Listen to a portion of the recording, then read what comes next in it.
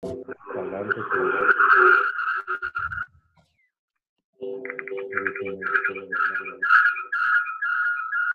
me parece que no soy yo, por ahí, Francisco, que lo saca.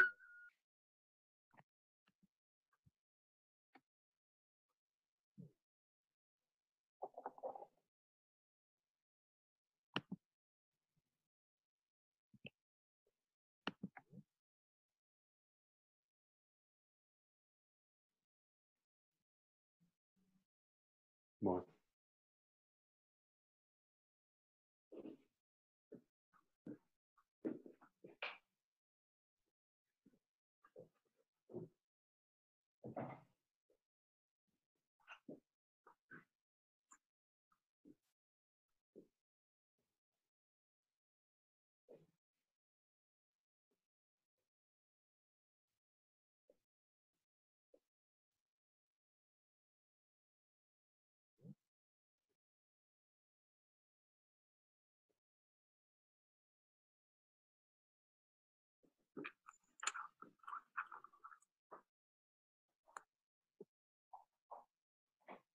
Bueno, en la clase anterior habíamos comenzado a discutir lo que se llama el principio de Duhamel, que es simplemente un nombre para una representación de la solución de la ecuación de calor con la fuente.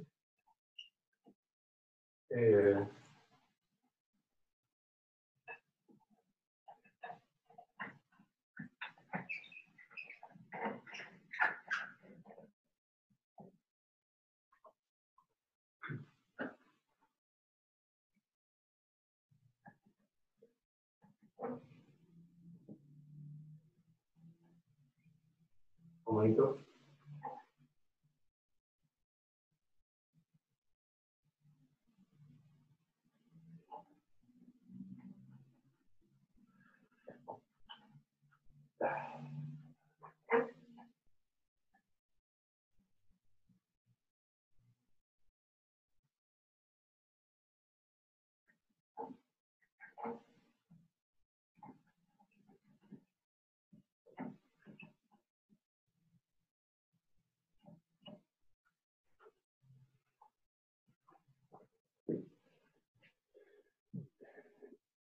Hay un tal Daniel Amoroso aquí. No te conozco, Daniel. Soy yo, Matías. Entré con la cuenta de mi padre. Ah. Envejeciste. Sí. Bueno, está poniendo la luz ahí. Entonces, vamos a explicar eso. Lo que vamos a hacer en esta clase es justamente explicar esa fórmula. Habíamos empezado a discutirlo la vez pasada. Lo vamos a terminar. Vamos a hacer una prueba. Y luego vamos a comenzar con la fórmula del valor medio para la ecuación de calor. ¿Okay? La fórmula del valor medio para la ecuación de calor tiene sus diferencias importantes con respecto a la fórmula del valor medio para la ecuación de Laplace. Y lo que vamos a hacer ahora, esta clase, simplemente es entender bien cómo es que funciona esa fórmula de valor medio y cómo es que se calcula, digamos. Cómo es que se escribe en realidad. Eso en sí ya nos va a llevar bastante, ¿vale? Si bien es una fórmula, yo podría presentarla así. Prefiero discutirlo un poquito y procesarla antes de ir directamente a la prueba, que, dicho sea de paso, es simplemente computacional. Es posible que haya alguna prueba de la fórmula de valor medio para la cuestión de calor que sea un poquito más visible de los mecanismos que están por detrás, pero la que está en el Evans es simplemente computacional. Si se presenta la fórmula, se calcula y se ve que efectivamente funciona, satisface.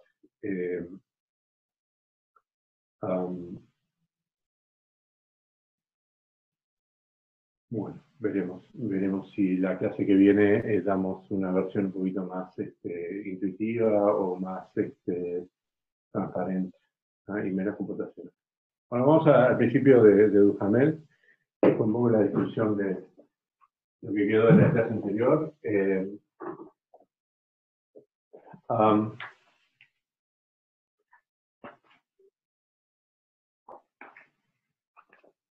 La historia es así. Uno quiere resolver la ecuación de calor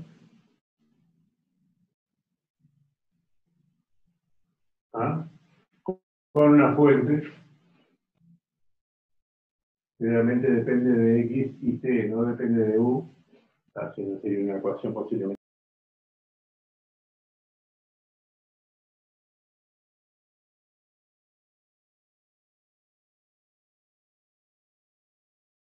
de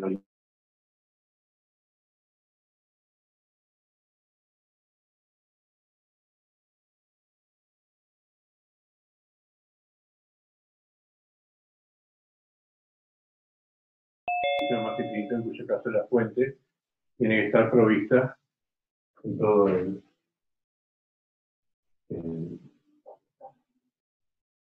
vamos a poner aquí, pero T.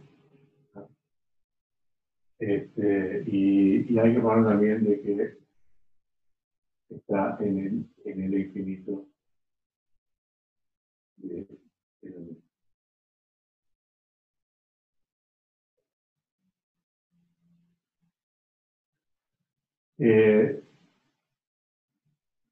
una observación. Esto es lo más básico que uno le puede poner a la fuente y a la condición inicial, ¿vale?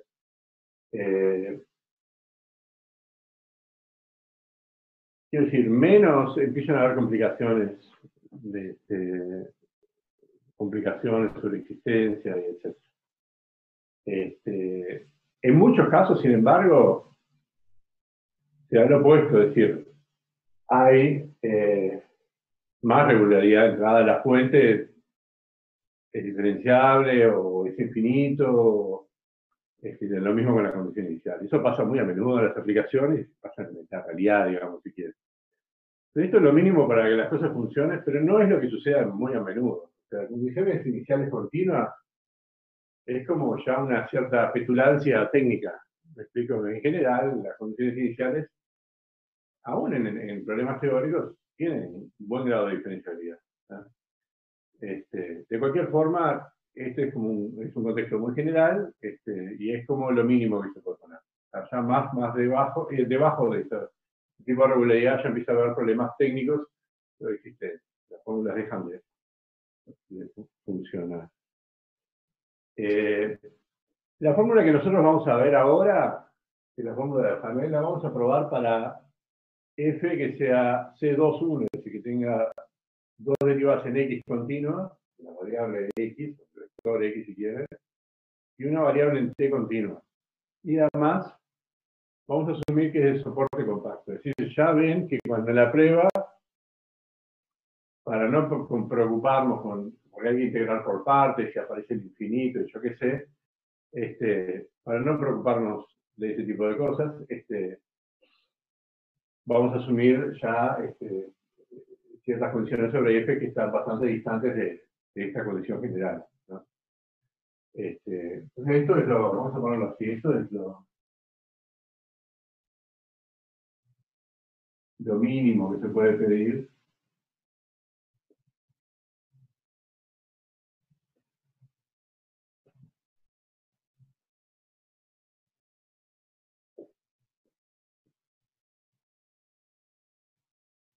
Pero no es lo que aparece más, pero no es lo más corriente, digamos, no es lo más corriente, ¿no?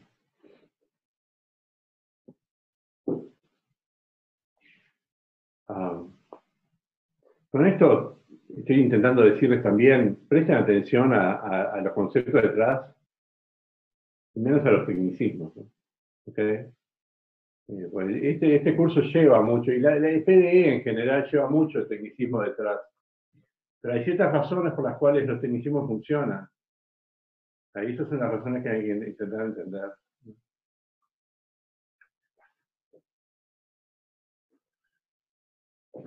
Entonces quiero una solución aquí.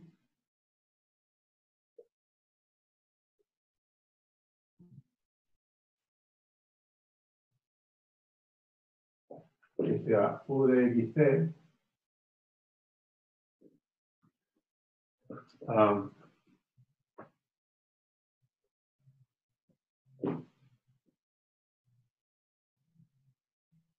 Perteneciente a C21 Rn por 0T.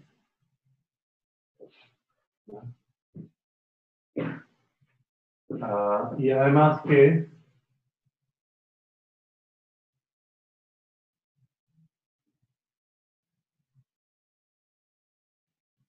satisfaga la ecuación de calor, ¿no?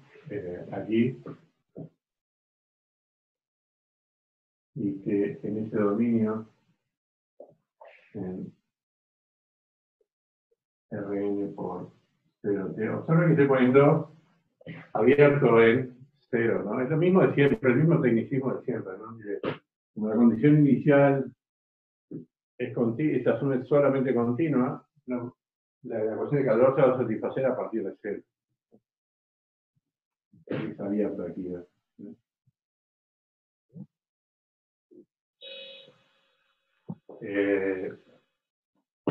Y que en 0T satisface la ecuación de calor con fuentes. Y que hay una extensión continua a tiempo cero y que justamente es para la condición inicial. El límite de U de X y TI cuando X y TI tiende a X0, 0, es igual a Gx. Es decir, esto es que U de XT tiene una extensión continua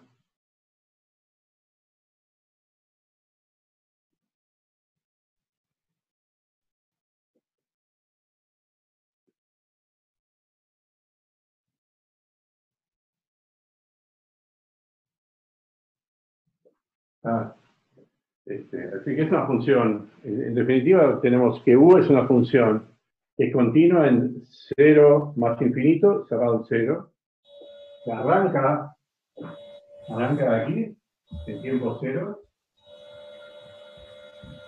y el tiempo 0, o sea, ahí solamente la función es continua. A partir de allí, la función es C21, de hecho va a ser diferenciable, pero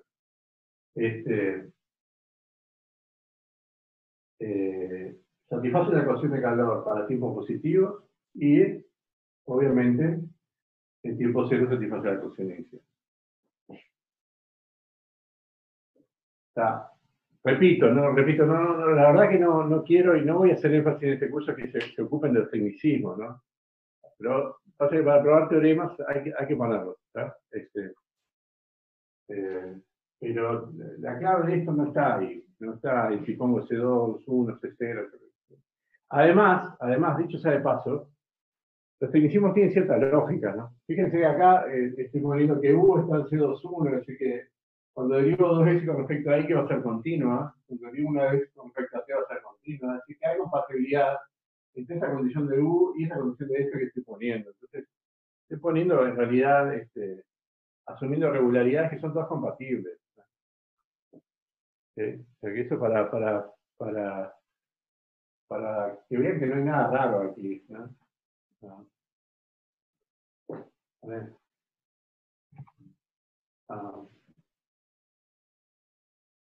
La verdad que a veces los tecnicismos, las hipótesis, cansan un montón, aburren y confunden, ¿no? Bueno, entonces, a ver, ¿cómo es la historia?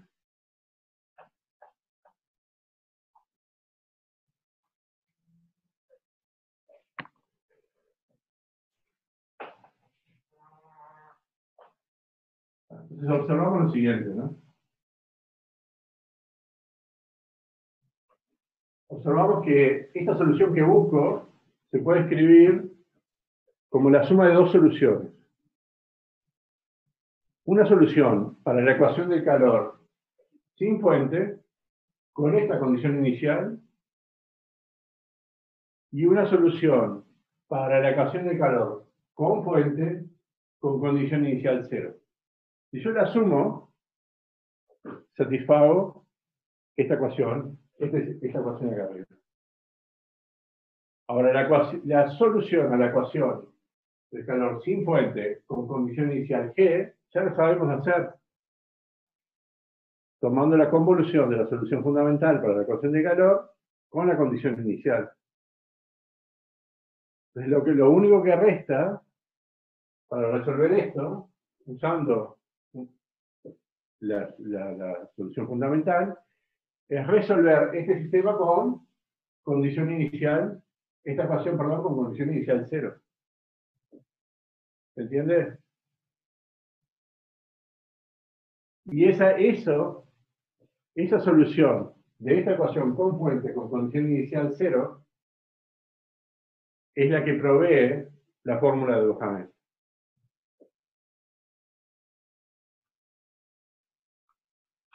¿Ah? ¿Me entendieron? Sí. Perfecto. Entonces,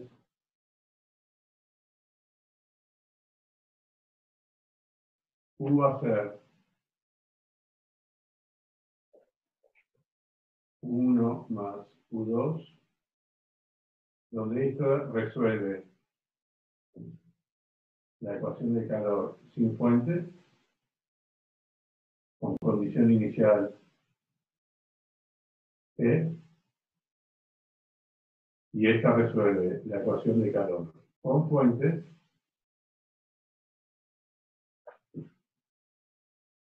la misma fuente, por supuesto, con condición inicial C.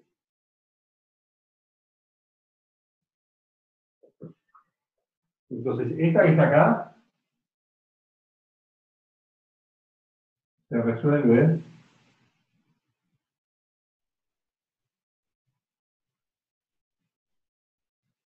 como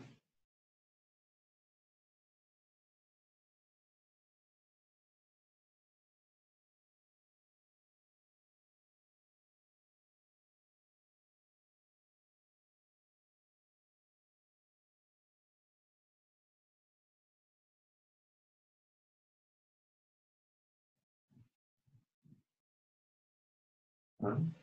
Y esto es esta clase y esta fórmula de Duhamel.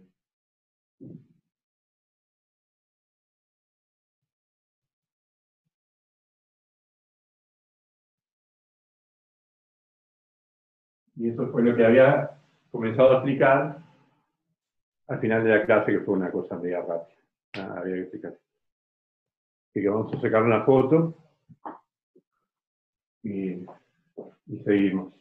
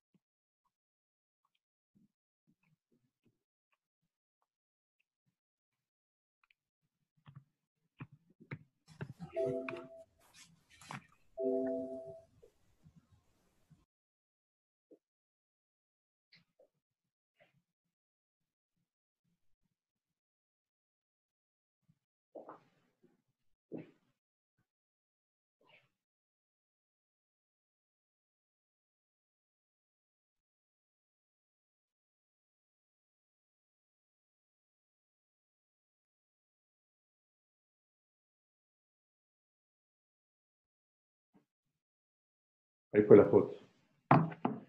Ah,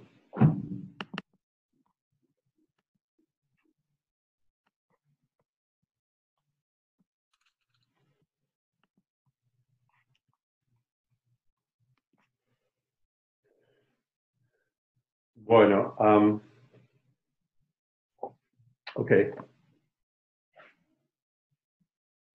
Entonces vamos a borrar esto que la verdad me molestan estos tecnicismos.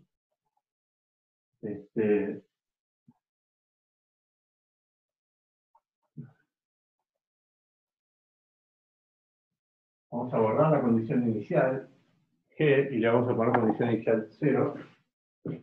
Estamos en el caso esto.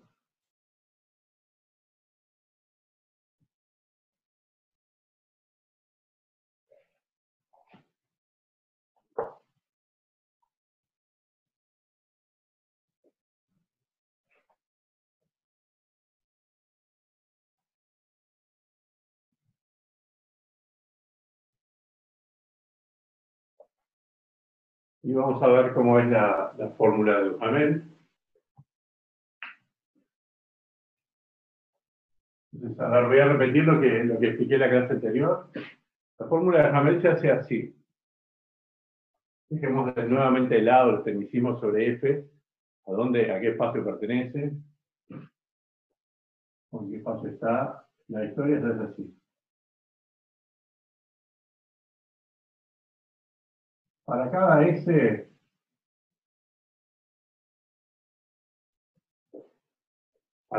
mayor o igual que 0, si quieren esto es tiempo 0, acá sería como tiempo S, ¿no?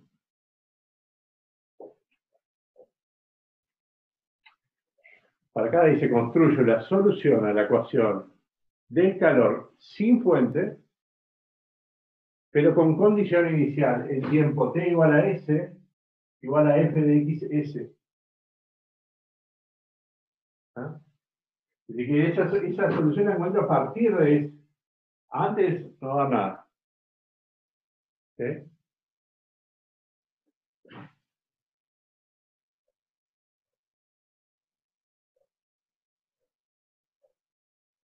Entonces aquí tengo U sub S de XT en ese dominio rayado, que satisface la ecuación de calor sin fuente y satisface que el tiempo T igual a S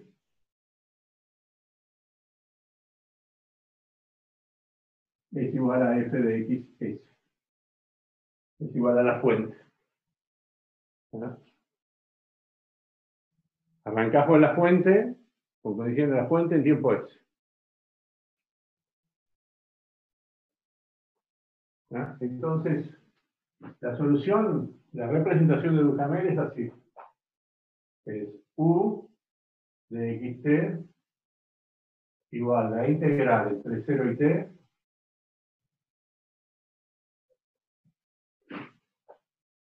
de U sub S de X T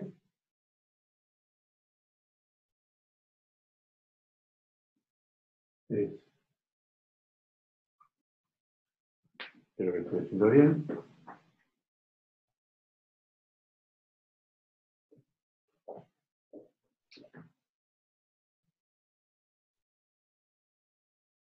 Entonces, que a cada una de estas soluciones la miro a un tiempo fijo T.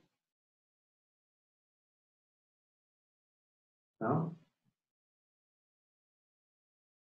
Estas soluciones arrancan en S, pero las miro un tiempo fijo T más adelante. Entonces, fijado T, que acá es el límite de integración superior también, integro todas ellas desde 0 a T. Las miro aquí un poquito más adelante, ¿no? Donde quiero calcular U de XT. La miro aquí. A cada una de estas que arrancan en tiempo T igual a S con la condición inicial, la fuente, la miro aquí. Después integro todas desde 0 hasta T.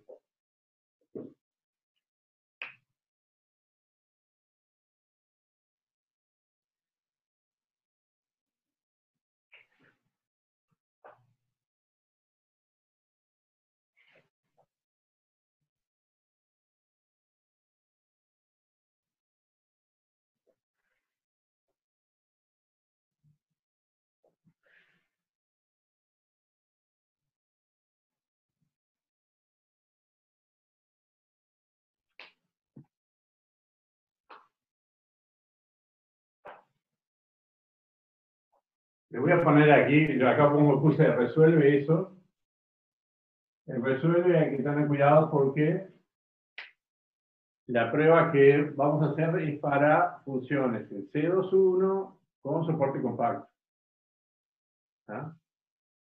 Igual funciona si no es el caso. Entonces, las comillas vienen de que la prueba que vamos a hacer asume cierta regularidad de F o ciertas condiciones de F que son diferentes. Esa es la fórmula que hay que entender.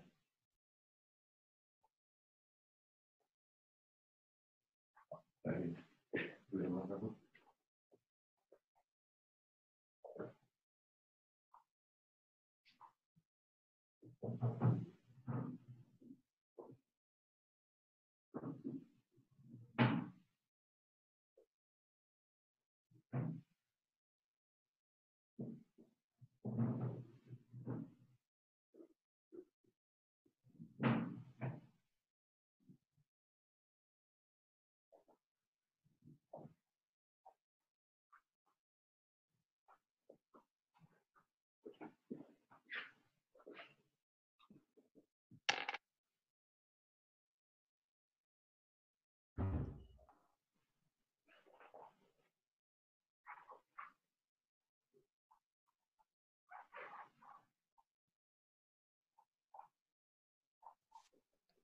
Bueno, entonces, lo que habíamos hecho en la vez anterior era derivar esto y ver si manipulándola así, como si no hubiera ningún problema con estas funciones y eso, es decir, que las pudiéramos derivar sin ningún problema, pudiéramos pasar las derivadas dentro del integral, a ver cómo es qué es lo que está detrás, ¿no? Porque esto tan simple funciona, ¿no?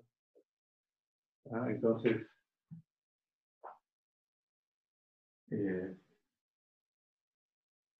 asumiendo que ciertas operaciones, lo voy a poner así, la posibilidad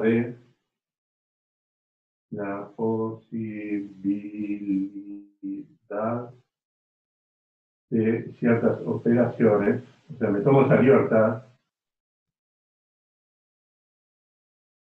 que en general si la fuente es infinita, entonces no hay ningún problema, calculo.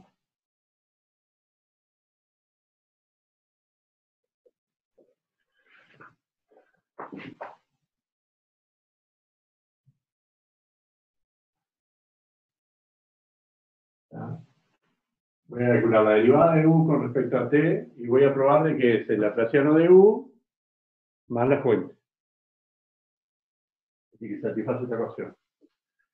Ahora vamos a ver, derivo con respecto a t. T aparece en el límite superior de integración, pero también aparece en el integrando. Por supuesto, la variable de integración es s y no t.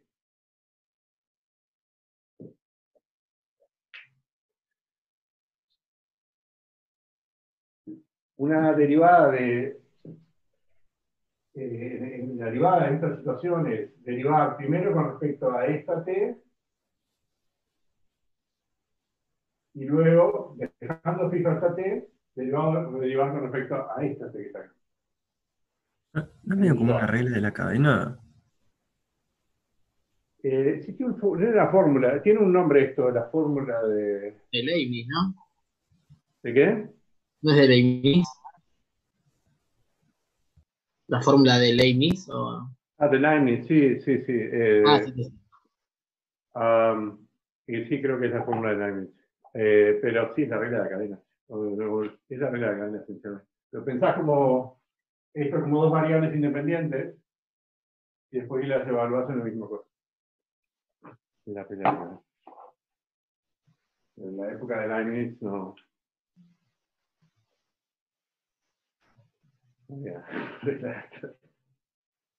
Bueno, entonces a ver, me queda, derivo esto con respecto, aquí me queda el integrando es en S, lo tengo que evaluar en S igual a T, que es de donde estoy derivando.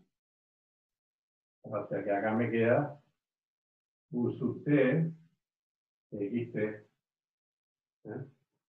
Pero esto es igual a la fuente.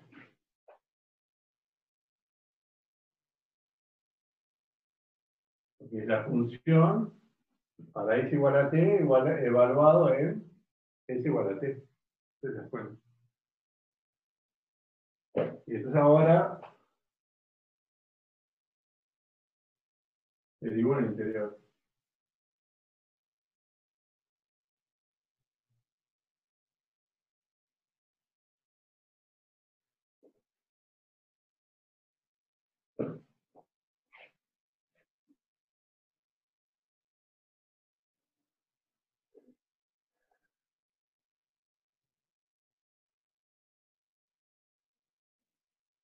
Bueno, pero acá satisface la ecuación de calor, ¿no? Sin fuente, o sea que acá me queda Laplaciano U sub s de x. Y Laplaciano es en x.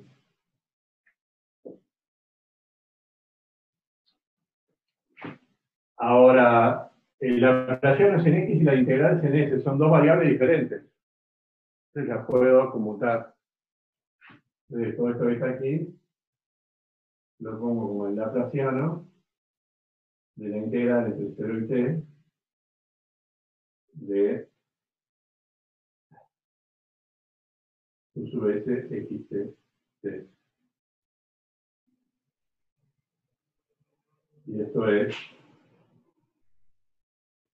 U de xt. En suma me queda justamente lo que quiero, el Laplaciano de U de xt más la fuente. Es muy simple de cálculo.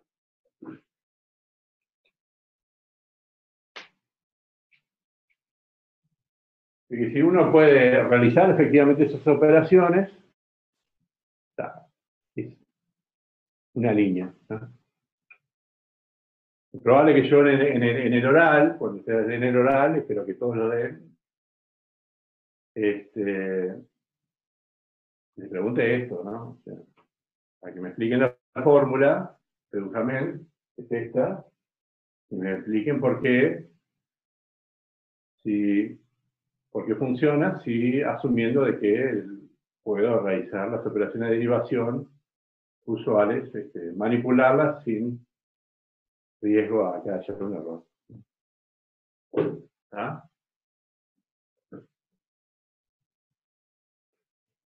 Tampoco es que si les pregunto el tema sea muy complicado. Como verán, vamos a la prueba.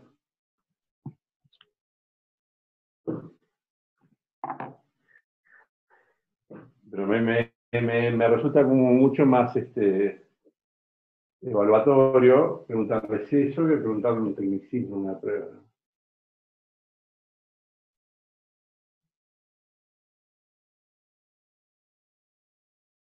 Bueno, ahora pues.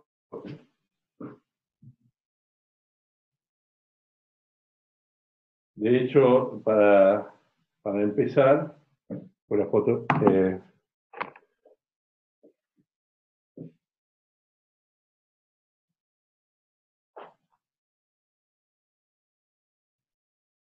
empezar lo que vamos a hacer es dejar como ejercicio que una cierta derivación adentro de la integral la puedo hacer.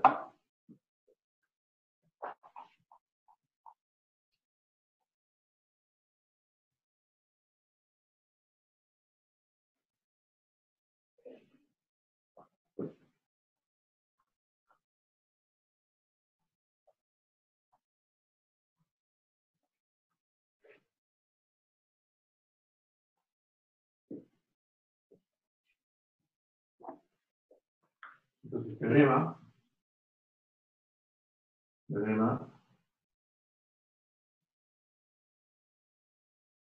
y f de xt en C21.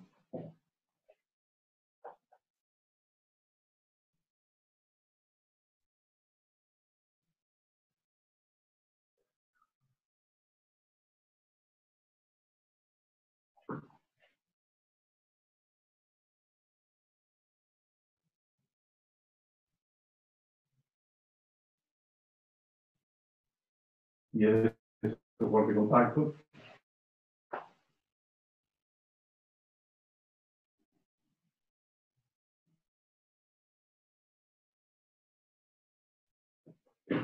Entonces, U de XT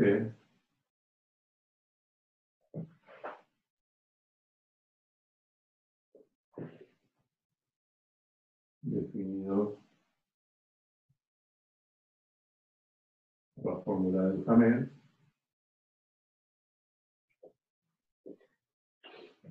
es solución. Cuando digo es solución, quiero decir en el sentido que ya expliqué, ¿no? Es solución a partir de tiempo cero, es solución fuerte de la ecuación de calor, y en tiempo cero satisface continuamente la condición inicial. En ese sentido. Bueno, entonces vamos a la prueba. Y vamos a pasar a cosas más interesantes, que tengo algo en el medio.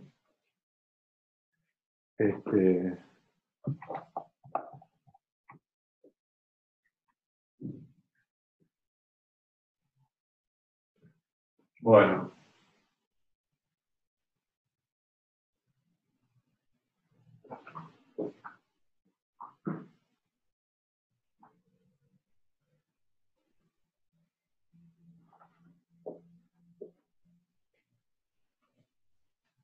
Bueno, lo primero que hay que recordar es qué representación tienen estas soluciones. Recuerden que estas son soluciones a la ecuación de calor sin fuente con una condición inicial que está provista por la fuente del problema que queremos resolver. ¿Ah? Pero para ese tipo de soluciones tenemos una representación en términos de la solución fundamental. Entonces lo que vamos a hacer es reemplazar a estas soluciones por esa representación que tenemos usando la solución fundamental. Entonces de esta manera me queda U de xt igual a la integral entre 0 y t de la integral en el Rn de la solución fundamental evaluada en x menos y, t menos s por f de y s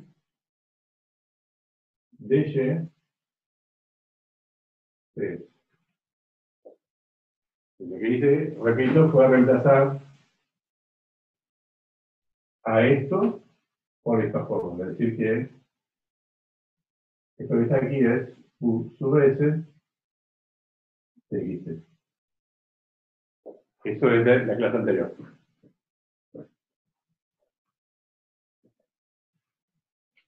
¿No? Entonces lo que vamos a hacer es manipular a esta expresión que está aquí.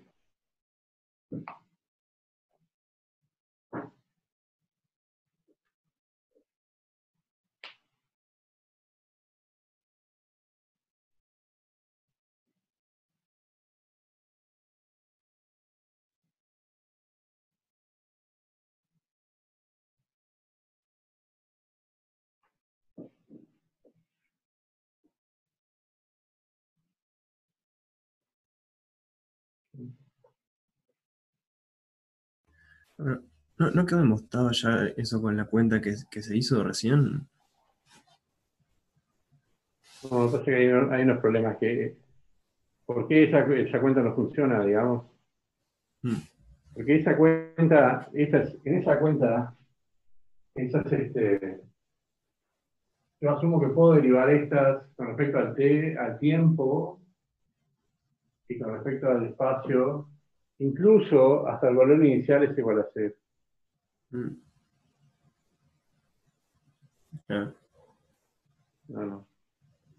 De cualquier forma, lo que estamos haciendo ahora es justamente viendo a ver cómo nos arreglamos para hacer eso. Es una bobada, ¿no? Mirá, lo hacemos en 2 minutos. ¿Cómo nos arreglamos para justificar esas operaciones? Es así. Entonces lo primero que se hace es se cambia la variable Siempre en una convolución, estas variables x menos y o t menos s las puedo poner en una de las funciones o en la otra. Tiene un cambio de variable. Es lo primero que se hace. Esto me queda la integral entre 0 y t de la integral en Rn de phi de y s por f de x menos y, menos s de y.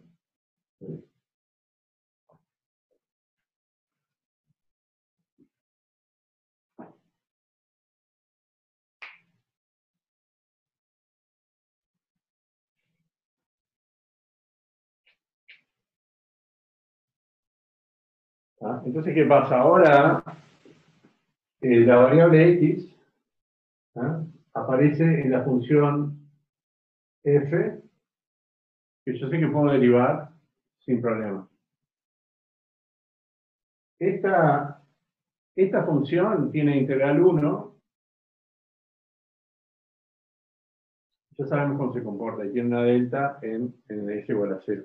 Pero los efectos de la integración y de la derivación no hay ningún problema. Yo puedo derivar con respecto a x aquí y pasarlo para adentro, y a t y pasarlo para adentro. Porque esta integral siempre suma 1, y estas derivadas son continuas, porque lo estoy asumiendo aquí. ¿Ah? Entonces esa es un truquito para justificar que yo puedo pasar derivadas para adentro. ¿No? Entonces, con esta forma de ver la U, esto me permite argumentar de que puedo derivar adentro de la integral sin problema. Y eso, lo dejo como ejercicio en detalles, es en esta representación, lo voy a poner así.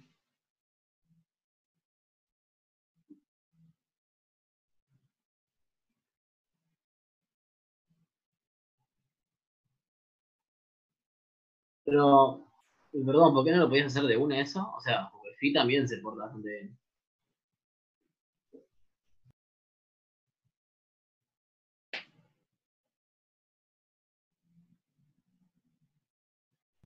Digo, lejos del cero, ¿no? De t igual 0 se porta.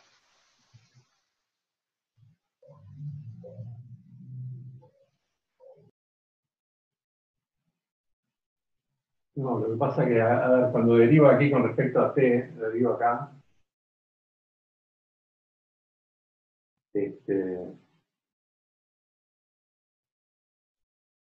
¿sabes? Lo que me parece acá es una derivada y la tengo que integrar hasta x igual a t. Me parece como una derivada de la delta, ¿te das cuenta? Esto que está acá, lo tengo que integrar entre 0 y t. El problema de esta función está en s igual a t. Claro, claro, claro, está bien. Yo derivo con respecto a s igual a t, ya me aparece una cosa que yo no sé la integral, por ejemplo. Sí, sí, sí. Yo no sé si converge eso, ¿no? ¿Entendés? Sí, sí, sí. Pero si yo la derivada la calculo acá, y yo sé que la derivada es continua, esta como integra 1 no va a haber ningún problema. De la delta, ¿no? Esa es la lógica de esta representación.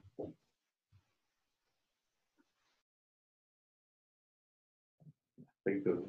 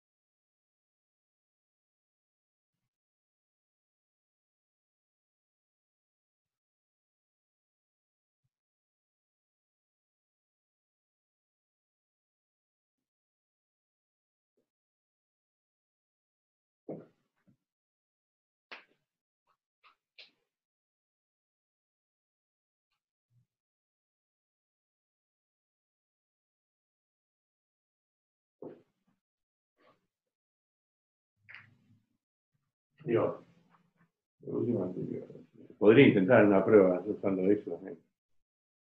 Sí, es más fácil. ¿No? Entonces ahora sí. Si puedo derivar adentro de la integral, ¿no?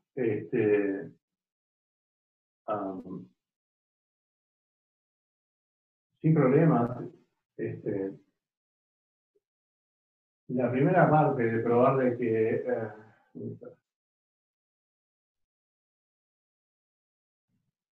de que esta U va a estar en C21, eso es también directo. De hecho, puedo derivar tantas veces como quiera, no hay ningún problema. Esto demuestra que U pertenece al C21 en Rn por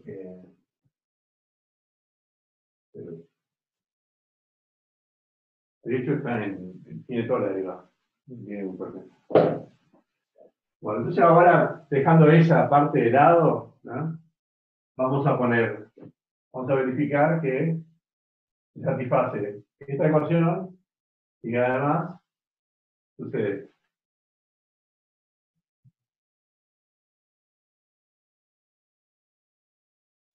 Entonces veamos.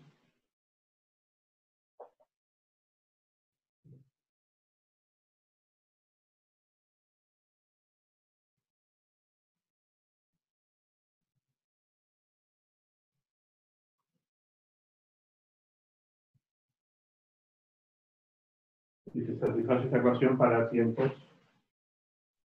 positivos.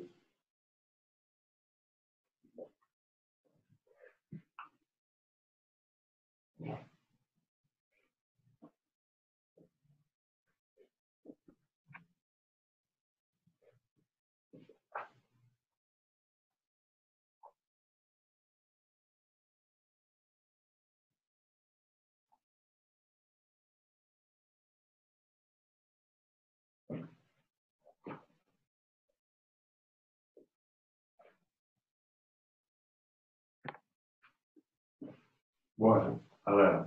D sobre dt menos Laplaciano como operador aplicado a U de xt. ¿No? Esto es operador en derivada, la derivada la puedo pasar para adentro, esta cosa que vive aquí. Así que la voy a pasar sin ningún problema. Sin complicarnos demasiado.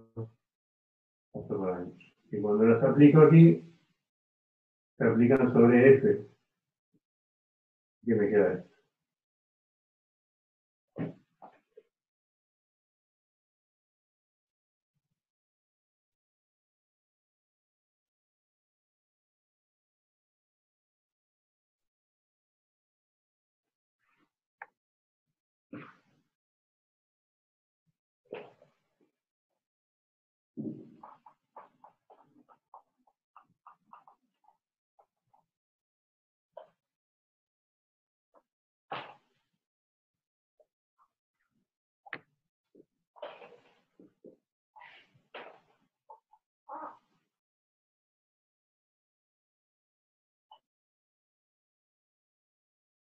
Ya casi me pisa, ¿no?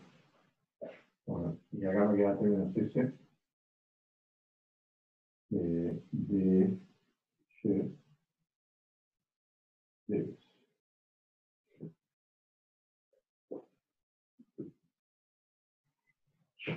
Bueno, la historia es así.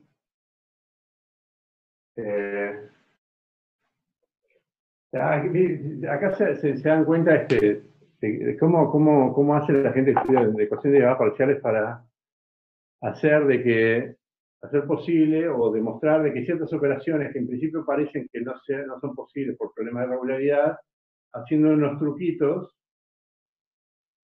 sucede. O sea, al final se pueden justificar. Acá yo quisiera ver que satisface la ecuación homogénea y quisiera en principio, como dice Alejandro, pasar este operador aquí dentro. Por eso me conviene, porque yo sé que esto Cuando T menos S no es cero, satisface la ecuación del calor, en X y en T. ¿No? Es una información útil que yo quisiera, pero no puedo poner las derivadas por todo ese problema que tenemos cuando estas dos cosas son iguales, o sea, cuando aquí el argumento es cero.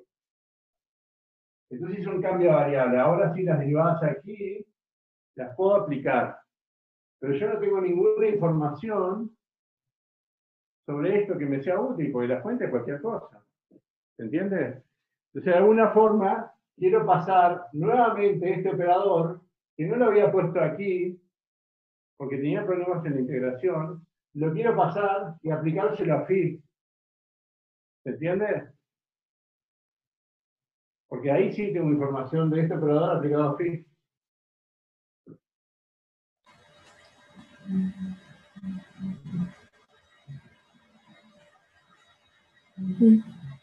Entonces, queremos volver aquí, o sea, y lo que hicimos fue copiarnos el punto de que aquí no podíamos derivar directamente.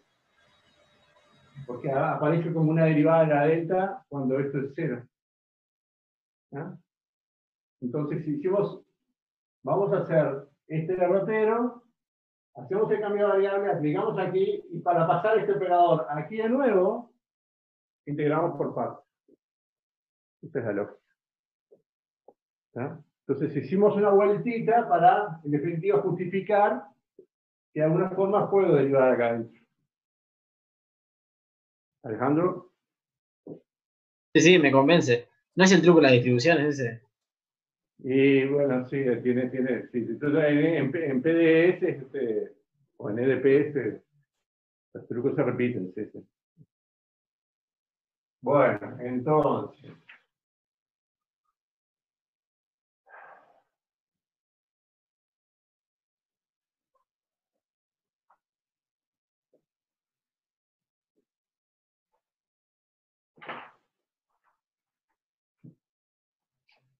Bien.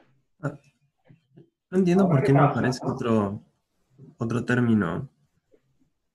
¿Por qué no aparece otro término como había pasado antes con, ¿cómo es?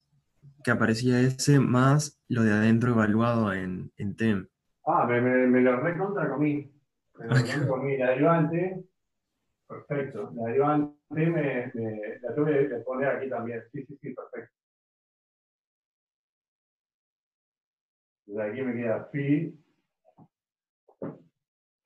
Estoy phi de y t f de x menos y 0 de y. Perfecto.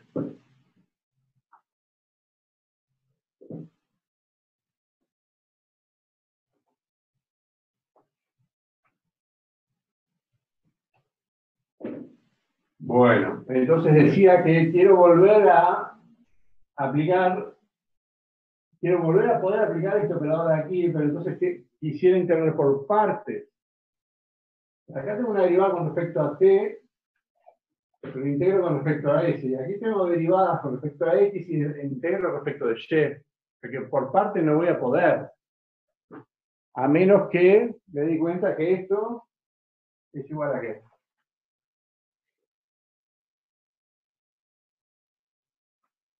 Quiero derivadas en S y en Y, no en T y en X, para poder aplicar partes.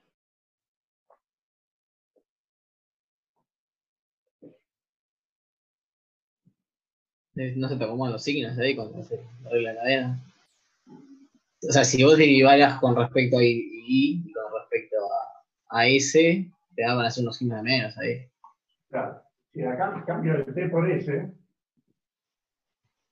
queda menos la derivada con respecto a S. Y acá como derivo 2 con respecto a X es lo mismo que 2 con respecto a Y. Porque esto en realidad es igual a menos la derivada con respecto a S, menos la derivada con respecto a Y. Pero ahora sí, puedo integrar por partes.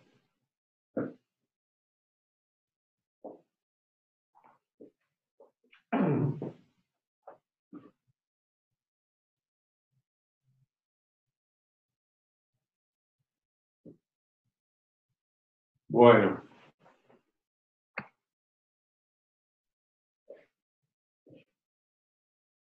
Este término no lo vamos a tocar por ahora.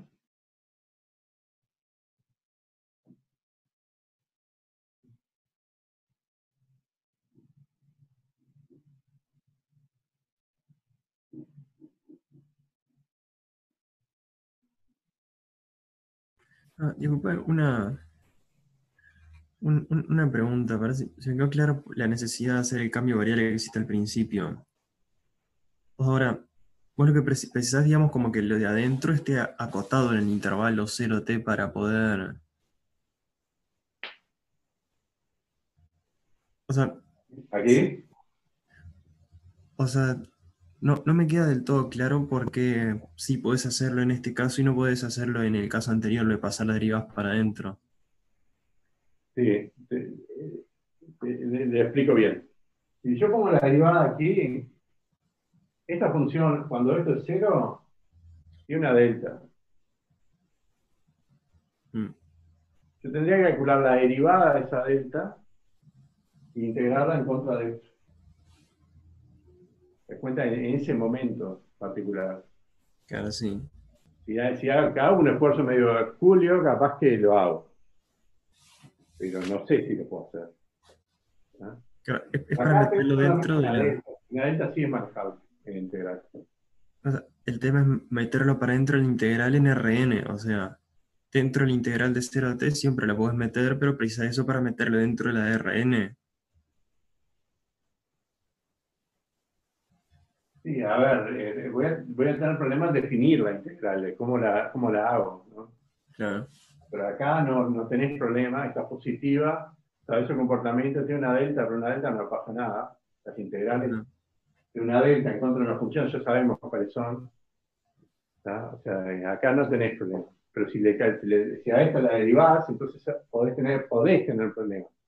Eso es lo que se evita hacer. ahí va. Entonces, La verdad, a ver, te voy a reconocer que no estoy poniendo una justificación demasiado rigurosa, ¿no? Pero sí, eso es lo que está acá. Este, a ver, no me quiero poner a calcular los cocientes y probar de que esto es así. ¿Entendés? Eso es lo que pasa. Pero te estoy explicando por qué es lo que está detrás. Este, vos escribís el límite del cociente incremental, etcétera, vas a ver que en esas operaciones no vas a tener ningún problema. Eso es el punto. Pero, si no terminamos más. Bueno, entonces estamos aquí. Bueno, entonces queríamos integrar por partes para pasar este operador aquí, ¿no?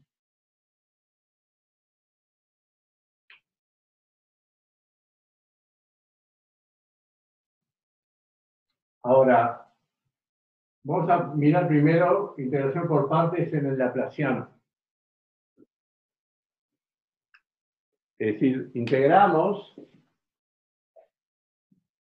en Y fijado el S, porque va a ser una integración por partes como en cada nivel de S. ¿Ok? Ahora, ahí es donde se usa que F es de soporte compacto. Porque cuando miro a F en un cierto nivel, ahí tiene F soporte compacto. ¿No? Quiero decir que cuando integro por partes, phi de YS, laplaciano Y de F de X menos Y, T menos S, de Y, me van a pasar ciertos términos de orden infinito que son todos cero. Porque F a partir de cierto momento, afuera de una cierta bola, es siempre cero. Entonces, términos de borde van a ser todos cero. Cuando integro por partes.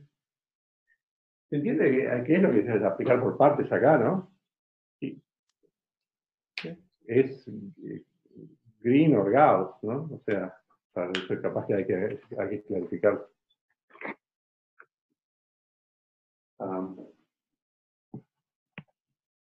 ¿Dónde están las fotos?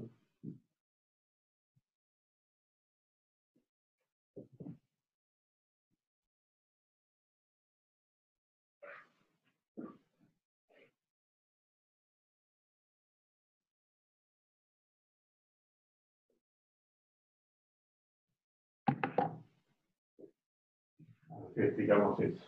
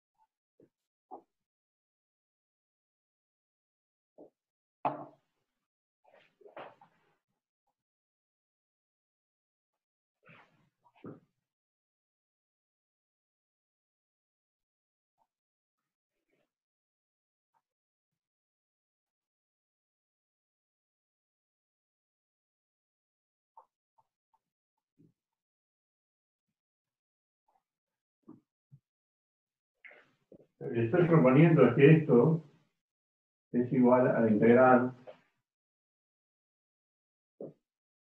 en Rn del laplaciano en Y de phi de Ys por f de x menos y menos s de y.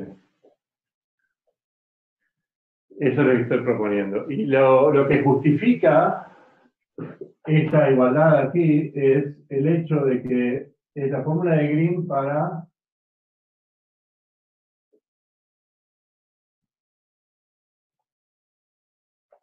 un dominio U, que es este.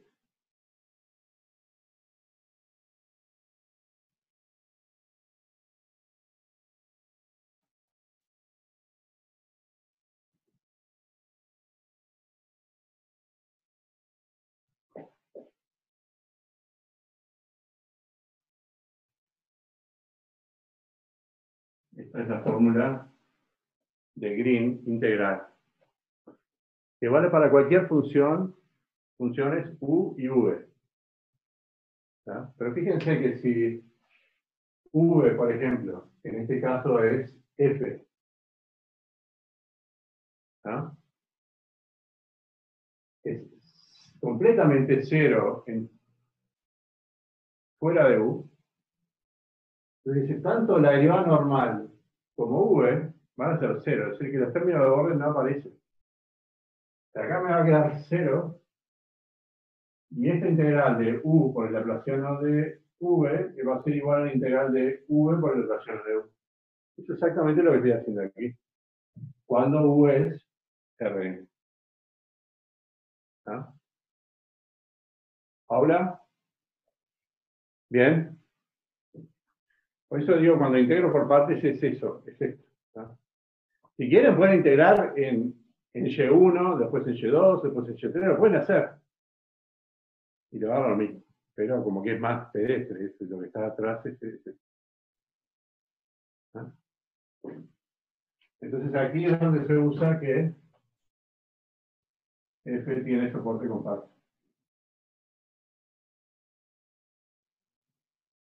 Para olvidarnos de los términos de borde.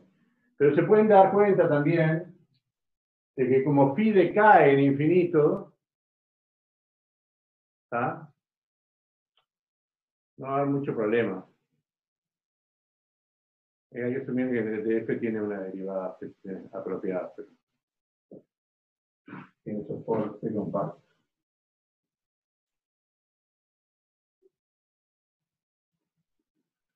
Bueno.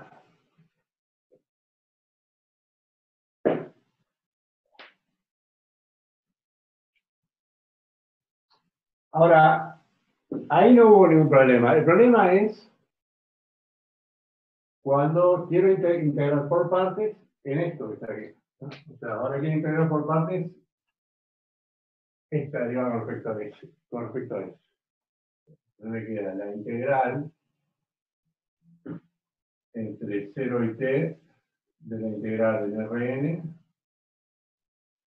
de phi de ys de ds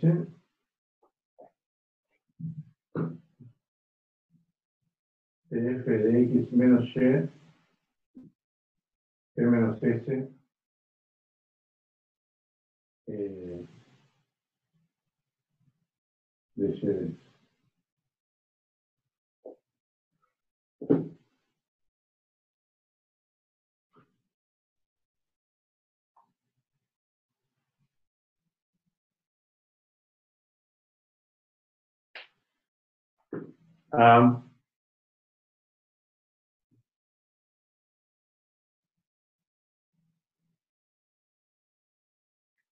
¿Qué es lo que pasa cuando, si yo intento integrar por partes, me va a volver a aparecer el mismo problema que había querido evitar al principio, que me va a aparecer la derivada en términos de Bode, que es la derivada de esto con respecto a S en tiempo cero. Eso es lo que yo quería evitar, ¿no? Ese es el que me jodía realmente. Entonces lo que voy a hacer ahora es separar esto en dos partes. Justamente para poder integrar por partes en una y para ver que en la otra parte ¿no? Se me va a cero. Y esa parte chiquita que se me va a cero es la que está alrededor del tiempo cero. Entonces voy a escribir así como la integral entre epsilon y t, la integral en Rn, y acá no voy a escribir todo esto de nuevo, es esto, más, es esto mismo, la integral entre 0 y epsilon, de la integral en Rn de esto.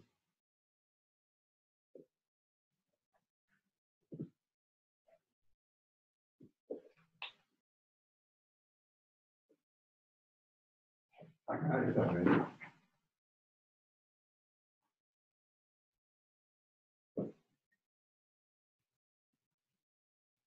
Bueno, esta es la que yo no quiero integrar por partes, porque acá es donde está el cero. ¿No? Pero ¿qué va a pasar con esto?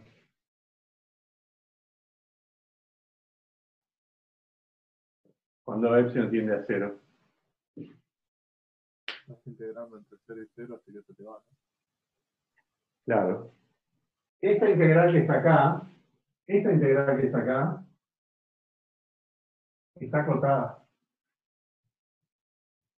¿Por qué esta integral está acotada? A ver, es esto, que no tiene ningún problema. Esto es una función continua, soporte compacto. Ningún problema. Y la integral de esto es 1 para cada s. ¿Se entiende? Entonces, función continua versus una cosa que tiene integral en y1 siempre. Entonces, esto que está acá es menor o igual en integrando, en este que está acá, en integrando en y, es menor o igual que la norma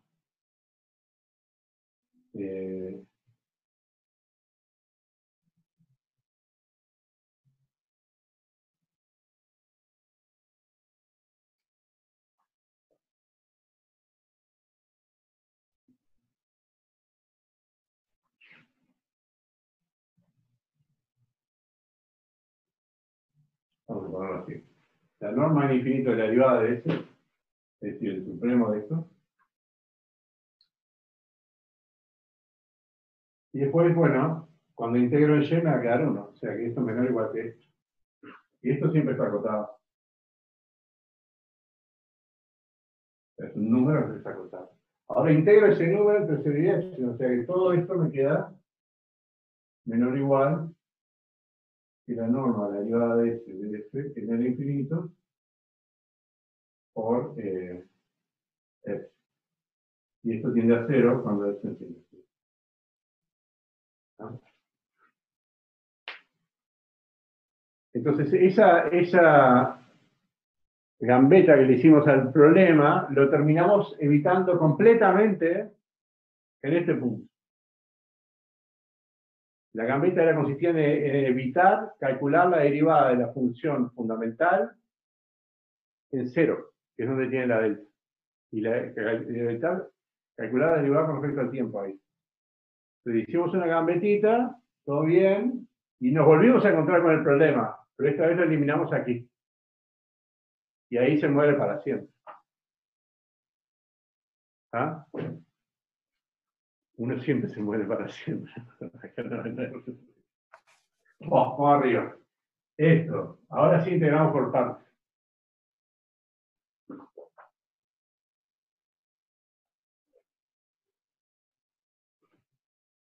Vale, le voy a decir el resultado.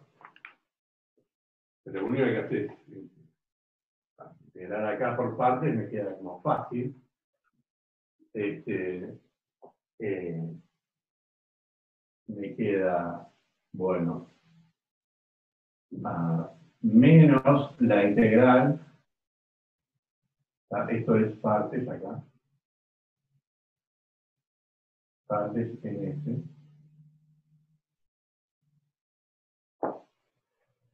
La integral entre 0 y t de la integral en Rn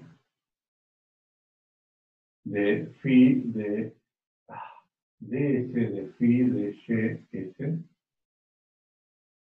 por f de x menos y t menos s de y de s.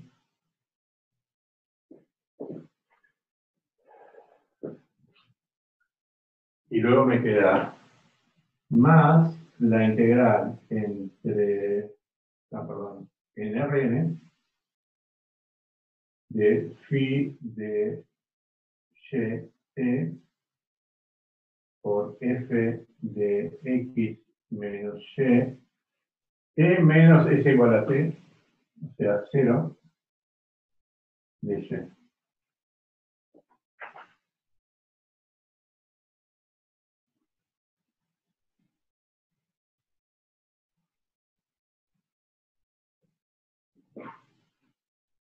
Y luego me queda menos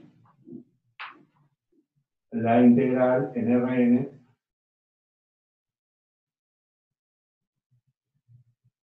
de phi de y epsilon f de x menos y t menos epsilon de y. La integral vamos a poner aquí.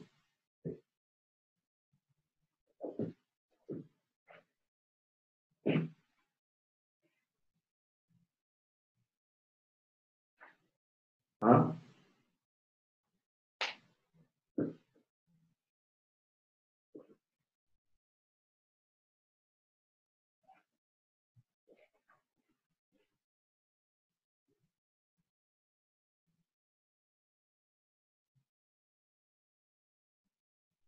Bueno, ahora qué pasa, a ver. Volvamos a la cuenta general. A esta de acá arriba. ¿Ah? Le aplicamos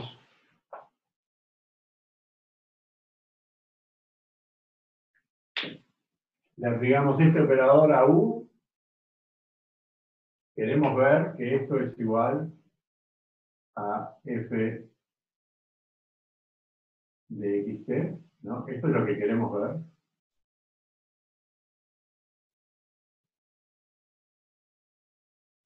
Voy a probar si quieren. ¿Tá? Entonces, toda esta cuenta que hicimos es para justificarla técnicamente y probar esto que queremos probar, que es efectivamente una solución al problema no homogéneo, así como una fuente. Entonces, bueno, derivamos con respecto a x, el x lo pasamos para adentro sin ningún problema. En la operación en x lo pasamos para adentro sin ningún problema aquí. La derivada con respecto a t, como nos apareció un t acá arriba, tuvimos que tener cuidado ahí, gracias a Francisco lo incluimos, cuando ya habíamos olvidado esta derivada, después lo derivamos adentro también, y obtuvimos esta suma, esto más esto. ¿Ah? Buenísimo. Entonces, como de esto no tenemos ninguna información útil, queremos volver a pasar este operador para este lado. De ahí es donde hay que tener cuidado. Lo primero que se observa es que toda esta expresión es igual a esto. Y acá me comí el f de x menos y, el menos s, simplemente por la regla de la cadena. Entonces ahí me aparecen derivadas en s y en y en vez de t y en x, y sí puedo integrar por partes. La primera integración por partes que hago es la integración en y, usando el teorema Gauss, o el teorema de Green si quieren. ¿No? Integración Gauss en este contexto. Y se usa que f aquí, es donde se usa que f tiene soporte compacto, para descartar los términos de borde. Como conclusión, cuando se integra por partes esto, me da esto, en y. Luego viene justamente la integración complicada, que es la integración por partes en S, para el otro término, para este que está acá. Y es ahí donde nos vuelve a saltar el problema que habíamos querido evitar, que es el término en S igual a 0. Pero cuando integro en partes me aparece un término justamente. ¿No?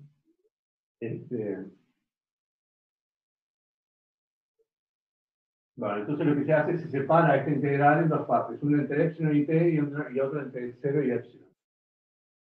¿Está? Esta parte entre 0 y epsilon va a tender a 0 cuando epsilon tiende a 0. Y esta se integra por partes y da esto. Ahora, este término que está acá se va a ir con este término que está acá.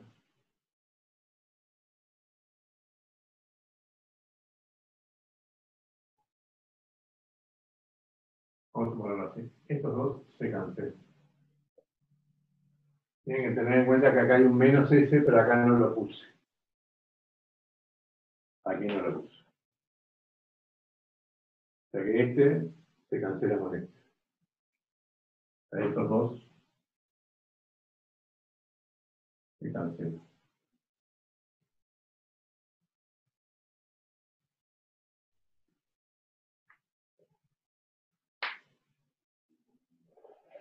Y este término, juntado con este término,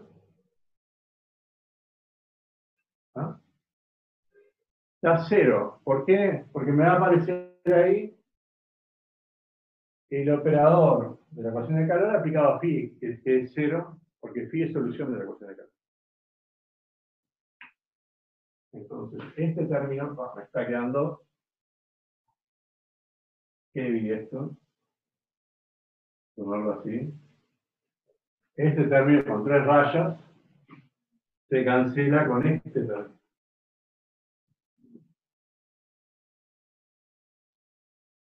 Uno, dos, tres.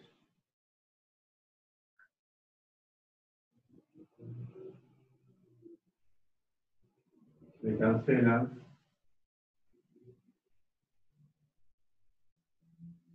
porque ds de phi igual a de lo que pasa la ecuación de calor. Acá por Pero no quedaría sumados por el signo de menos ese. ah, no, porque estoy poniendo acá no es epsilon, si no tengo vuelvo a tener el problema. No, si te fijas los signos tiene que quedar bien. A ver, acá me queda un signo de menos Y Ah, no, Y no, acá no había me visto queda ese. Sí, sí. Te queda más o menos. Gracias.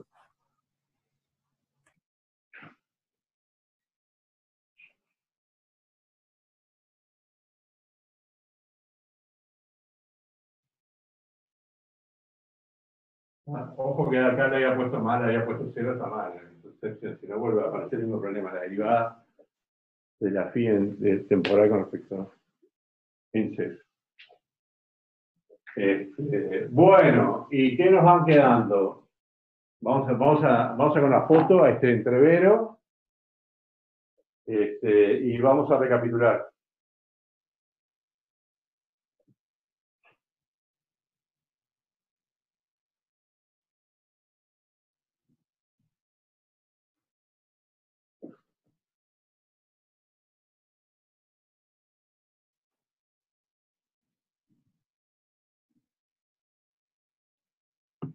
Fue la foto.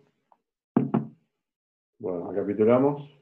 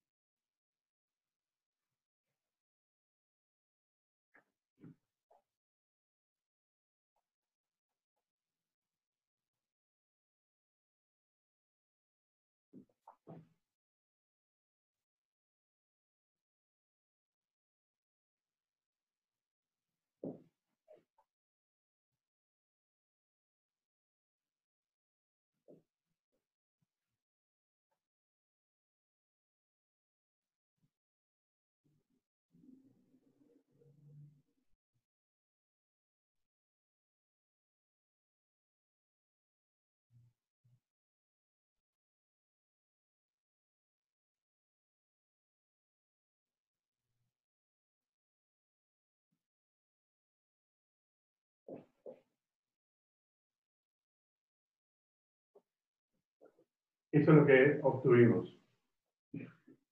Esta cantidad que queremos ver, que justamente es f, es para cada epsilon, que es esta integral, más un resto. El resto viene de esto. De aquí viene el resto. Y esta integral viene de aquí. ¿Ah? Este resto tiende a 0 cuando epsilon tiende a 0. ¿Y qué pasa con esto cuando epsilon tiende a 0? Esto tiende a la delta. Era el buen kernel, ¿no? ¿Cómo? Que usaron el buen kernel. Usando el buen kernel, exactamente. Esto tiende a la delta en 0, o sea que me va a quedar al final del día, me va a quedar f de x. Sí. O sea que esto va a quedar, o va a converger cuando este epsilon tiende a 0 a justamente la forma. Martín, una pregunta. En el Sí. resto de ese del Epsilon, ¿está incluido lo que ya borraste ahí? Viste que vos tachaste, o sea, tachaste dos ecuaciones con 3 rayas, ¿no? O sea, dos integrales. Pero una era entre 0 y t y la otra era entre epsilon y t. Una es la que tenés abajo a la izquierda. Ahí Una era entre epsilon y t y la otra entre 0 y epsilon. No, abajo a la izquierda. Ahí, esa la tachaste con otra que sumaban 0, pero esa otra con la que la tachaste era una integral entre 0 y t. Era una integral entre 0 y t de Rn. fue la primera igualdad que escribiste, que hiciste por partes. Pero en verdad hiciste solo la parte del RN, pero está integrada entre 0 y t. O sea, el laplaciano en I de f de x menos y, esa parte, o sea, te quedaba otra cosa también. ¿De quién me está hablando? ¿Juan Martínez? Juan Martínez, sí. Muy bien, Juan Martínez. No, se me pasó. Sí, completamente. Pero ¿cuál es el...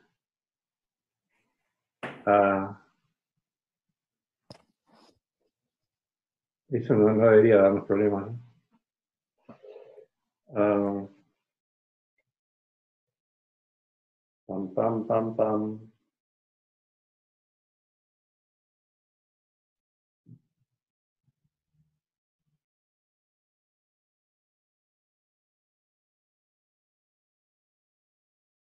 Mm.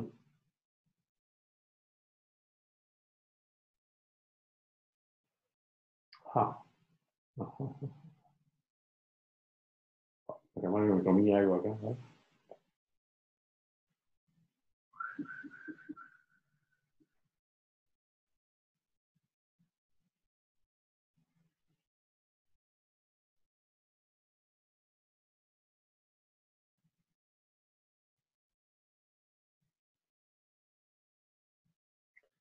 No, sí, está re bien el comentario. Me lo recomí.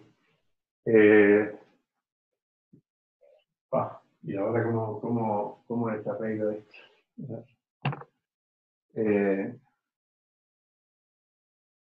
Yo borré todo, ¿no?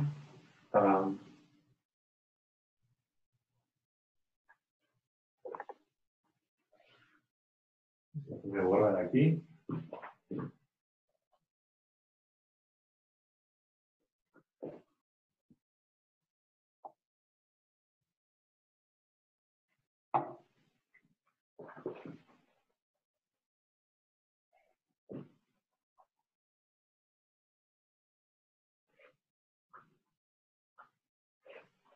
¿Cómo lo arreglamos, Juan? Ya que me preguntás.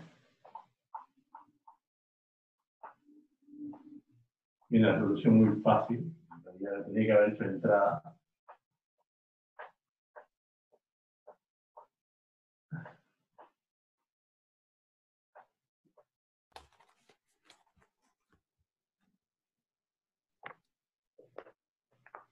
Esa diferencia te queda una integral entre 0 y epsilon de la integral en Rn Claro. de Laplaciano de phi y es por f en Por x. eso yo decía que puede ir en el resto ahí. Ahí hay que hacer la separación también. ¿No? Ahí hay que hacer la separación también.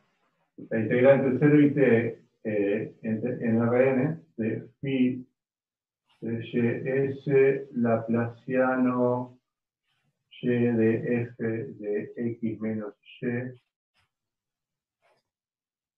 t menos s de y de s. Entonces esta sí la separo en dos integrales. La integral entre 0 y x de Rn, lo mismo, más la integral entre dirección. Esta, por la misma razón, esta que está acá es menor o igual que la norma en n infinito de el Laplaciano de f. Esto que está acá. O sea que todo es menor o igual que epsilon por la norma n infinito de Laplaciano. Y este es el que se me va a cancelar. O sea que este sería en realidad, no me acuerdo que eran 3 rayas, ¿eran? Sí, sí. 3 rayas, ¿no? 3. Era este que se cancela. Y este se va a hacer. Bueno, muy bien, muchas gracias, Juan.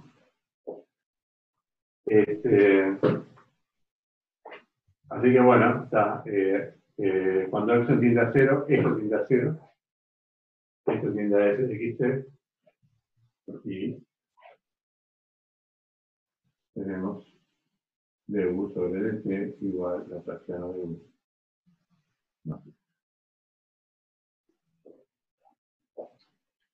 Bueno,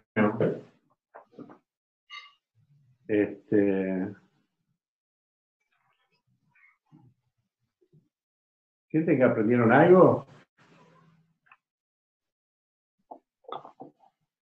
No, díganme la verdad, con total sinceridad. Una forma de hacer cuentas ahí. Es una forma de hacer cuentas, muy bien.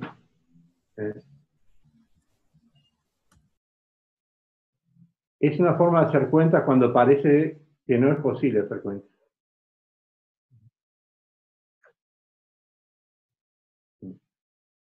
Alejandro hizo un comentario por ahí de en la teoría de distribuciones hay trucos parecidos.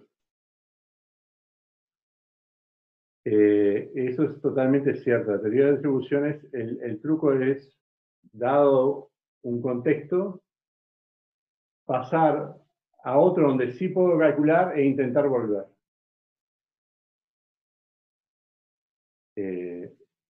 Eso es lo que está en juego aquí.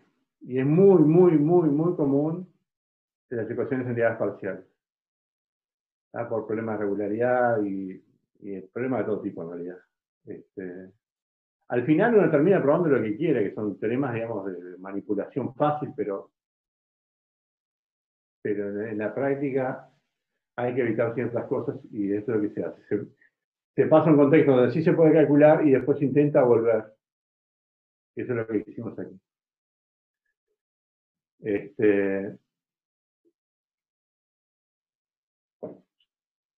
Sí, digamos, hay varias lecciones para aprender sobre esto, ¿no? Y se van a dar cuenta que esto es una lección cuando este tipo de mecanismos o de procedimientos se empiezan a repetir. Porque podría parecer que esto, bueno, fue muy particular de este caso. No es así. Cuando las cosas se empiezan a repetir, uno empieza a ver el patrón y dice, bueno, en realidad aquello que aprendí era el comienzo de un modus operandi, de una forma de proceder en las ecuaciones de unidad parcial. ¿Tá? Pasar siempre a un contexto donde puedo calcular e intentar volver. Lo mismo, digamos, lo mismo pasa cuando uno suaviza funciones con emolientes o modifying. Uno pasa a una función donde puede derivar y después intenta volver. Siempre la misma cosa. Eso se nos va a presentar más adelante en varias oportunidades. ¿Vale? De cualquier forma, digamos, como vimos, las dos cosas, ¿no? La forma intuitiva, asumiendo que uno puede derivar sin ningún problema, ¿no? Que fue lo que hicimos al principio, y después la prueba.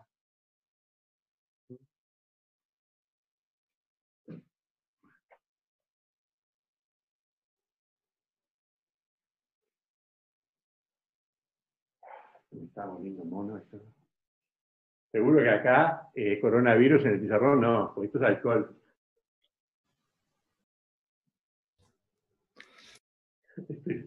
Lo maté todo.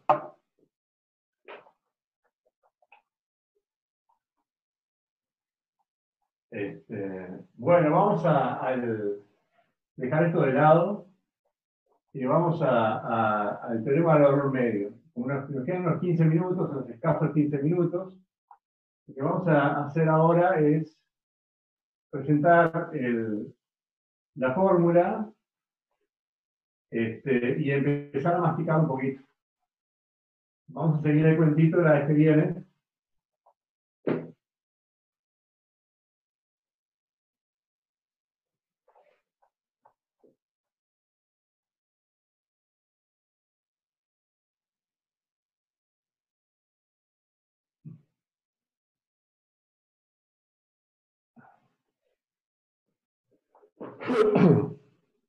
La fórmula es así, ladies and gentlemen.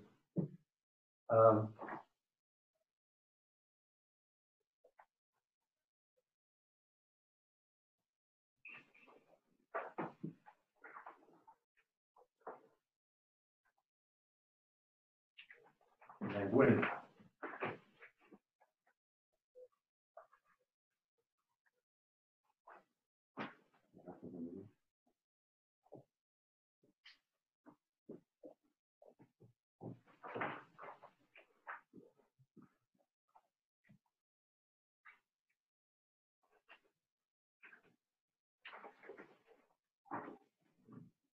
Segundo.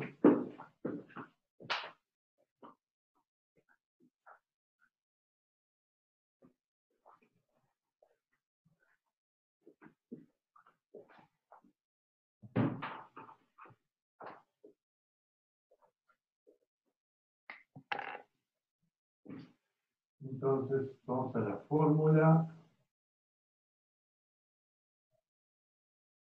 del valor medio para la ecuación de calor.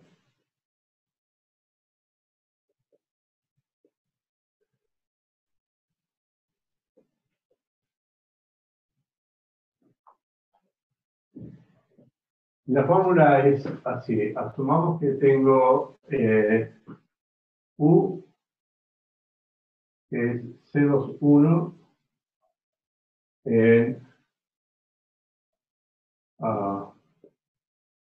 y U va de un abierto de Rn más 1 en R. C21 nuevamente, dos derivadas continuas en X, una derivada continua en C. Entonces, la fórmula dice así, que U en xt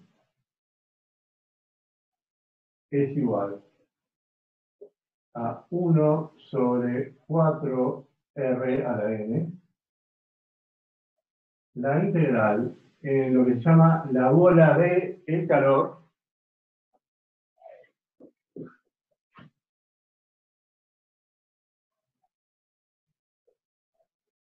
de centro de xt y radio R, de U de ys por x menos y cuadrado sobre s menos t al cuadrado de y ts.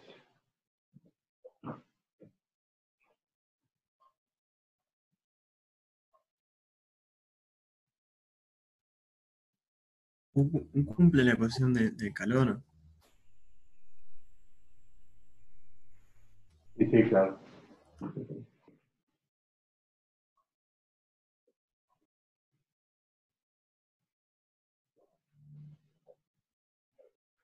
Bueno, a ver.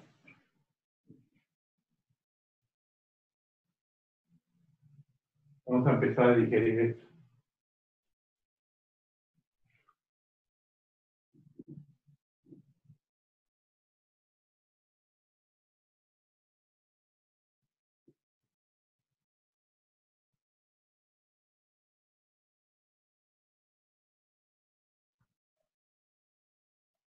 Ahí tenemos el abiertito U, donde está definida la función que satisface la ecuación de calor.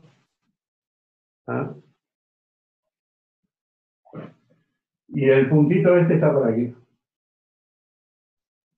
Es un punto X, T.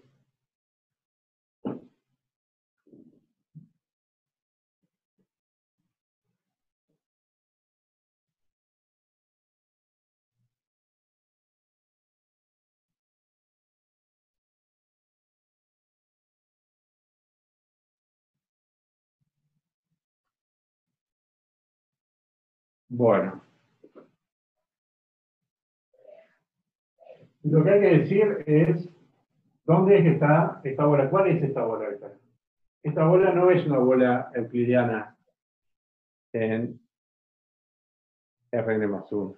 Muy a nuestro pesar no lo es.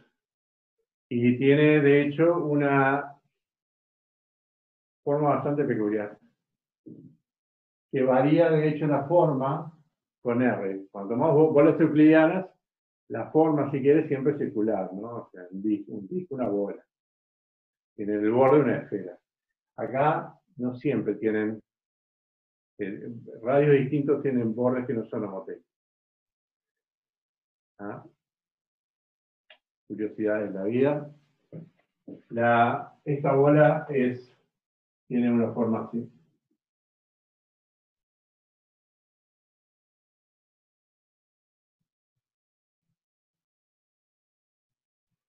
Así.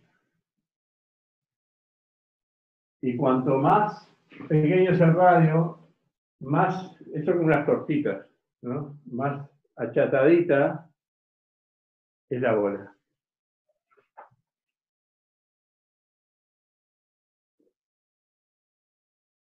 Ahora voy a explicar.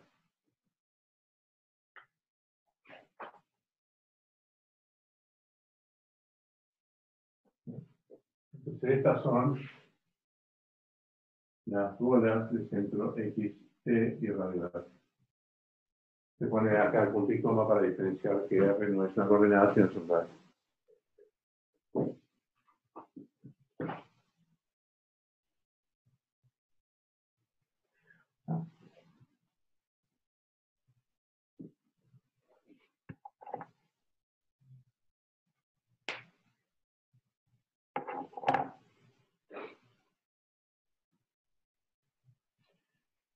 Bueno.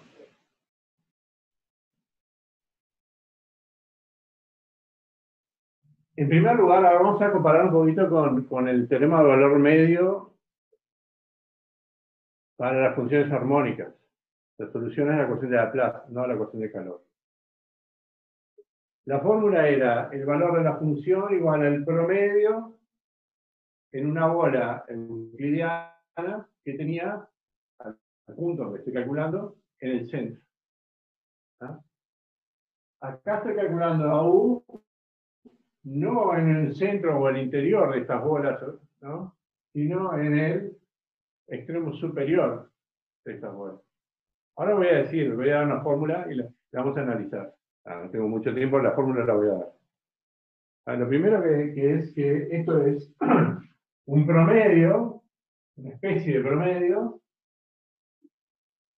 pero el XT, donde estoy calculando U, no está en el interior de esa región donde estoy calculando el promedio, sino que está acá arriba.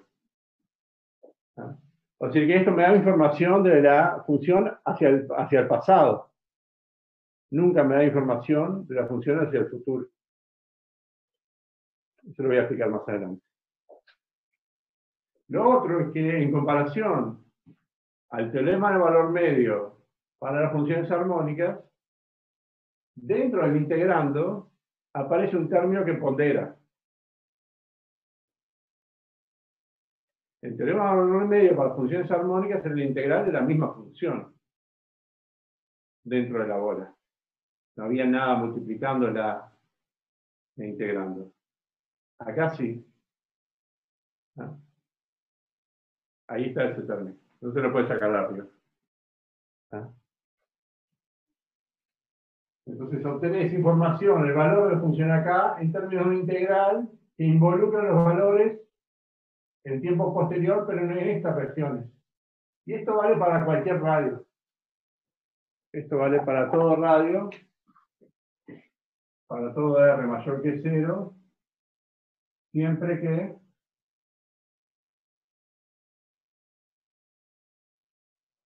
la bola esté incluida dentro del dominio de la función. Claro.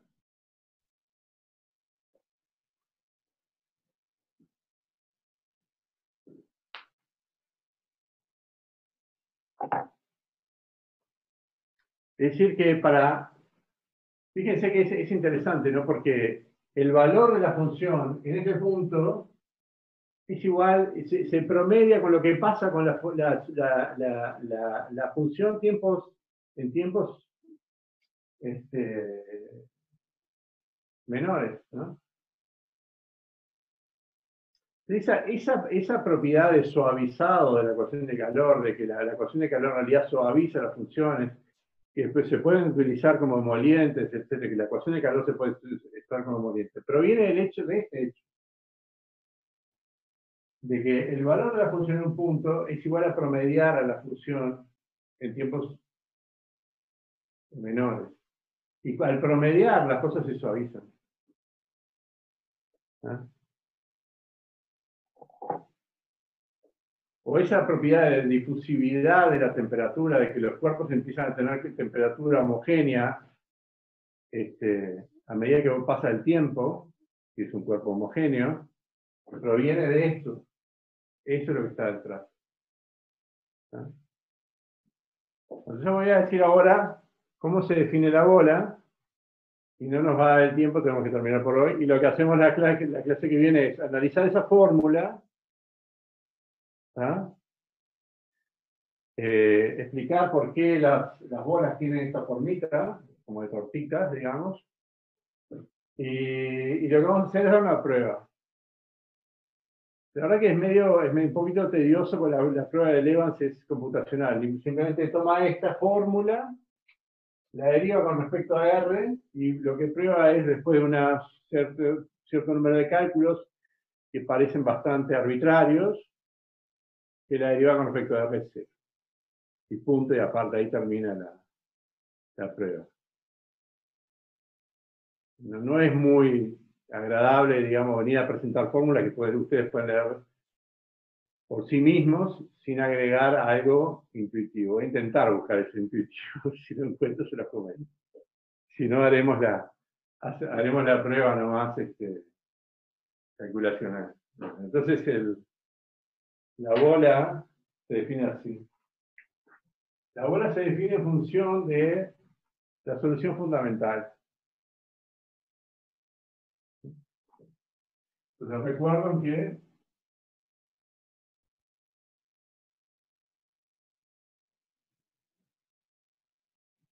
la solución fundamental es phi de xt igual 1 sobre 4 pi t a la n sobre 2 e a la menos x cuadrado sobre 4t. Esa es la solución fundamental de la ecuación de calor. Entonces la bola del calor del centro de xt y radio r, creo que vamos a usar otra notación para la bola, no importa.